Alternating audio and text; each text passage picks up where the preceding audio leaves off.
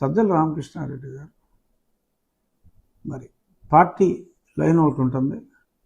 ఆ party line ప్రకారం మీరు తిట్టమంటే తిట్టాలి అన్నట్టుగా మరి ఆయన చెప్తే అక్రమాలు అన్యాయంగా మాట్లాడటాలు నా వల్ల కాదు. ఇటువంటి పనికి మాలిన సలహాలు దయచేసి నాకు ఇవ్వవద్దు అని చెప్పి నేను చాలా వినయంగా వారి విజ్ఞప్తిని తిరస్కరించడం జరిగింది. అది ఒక మనస్తాపానికి కారణం వారికి.